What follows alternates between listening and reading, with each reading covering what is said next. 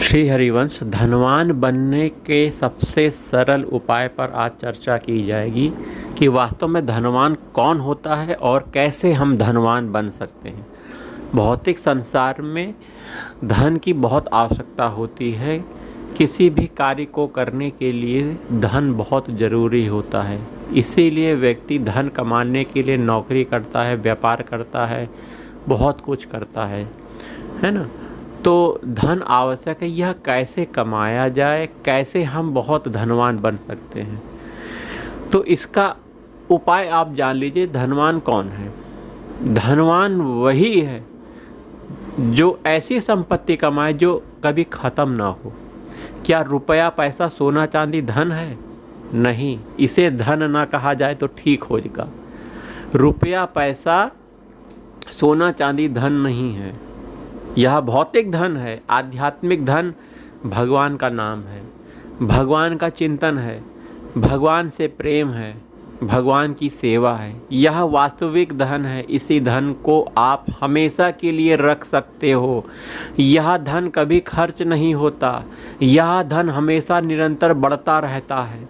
इस पे ब्याज दर ब्याज आपको पैसा मिलता रहेगा। यह आनंद का धन है, यह सुख समृद्धि का धन है, यह परम सुख का धन है। इस लोक में भी परम सुख मिल रहा है, और जब आप शरीर छोड़ के दूसरे लोग भगवान के घर जाएंगे तो उसमें भी परम आनंद, परम सुख मिलेगा। इसी धन की चर्चा कर रहे हैं। धनवान वही है जो आध्यात्मिक रूप से भगवत प्राप्ति के मार्ग पे चल चुका है। वहीं भौतिक धन जो हम लालच करते हैं कि मुझे बहुत धन मिले, मैं बहुत अमीर आदमी बन जाऊँ, सब सुख सुविधाएं हो जाएं। अगर ये सुख सुविधाएं हो भी गई तो सोचिए, विचार करिए, सूक्ष्म दृष्टि से सोचिए कि यह सुख आपको कितने दिन तक भासेगा, कितने दिन तक यह आपको सुख रहेगा। एक ना एक दिन तो यह सुख खत्म हो जाएगा ना। शरीर के छोड़ने तक यह सुख रहता है, छोड़ने के बाद यह सुख खत्म हो जाता है। और जो आध्यात्मिक सुख अर्थात भगवान के नाम से प्रेम, भगवान के रूप से प्रेम, भगवान की सेवा, भगवान की कथा को सुनना, यह जो सुख है, यह शरीर रहते भी सुख आपको दे रहा है, और शरीर छूटने के बाद आपको परम सुख मिलेगा। दोनों तरफ से आप सुखी हो जाओगे।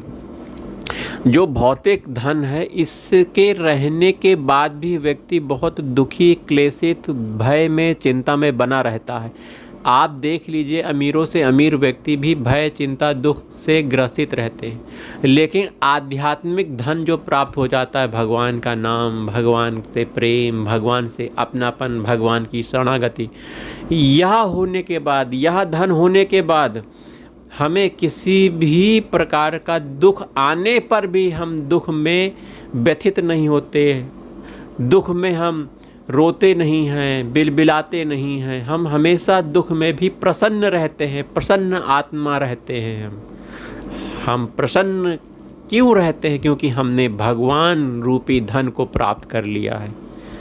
सांसारिक धन होते हुए भी बहुत बड़ी दुर्गतियाँ आपने देखी हैं, सुनी है, समाचार पत्रों में आपने पढ़ा है।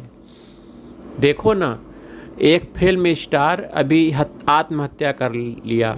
उसके पास धन भी था, ऐश्वर्य भी था, नाम प्रतिष्ठा सब कुछ थी। क्यों आत्महत्या कर लिया? क्योंकि उसके पास भगवान रूपी धन नहीं था। भगवान के नाम रूपी धन, भगवान की सेवा रूपी धन उसके पास नहीं था। तो धन प्राप्ति का सरल उपाय, भगवान के शरण हो जाओ और भगवान से अपनापन कर लो, और प्रेम करो भगवान के नाम से। नित्य प्रतिपल भगवान के नाम का चिंतन करो, प्रेम करो। वहीं इसी के प्रभाव से आप भौतिक रूप से भी धनवान हो जाओगे।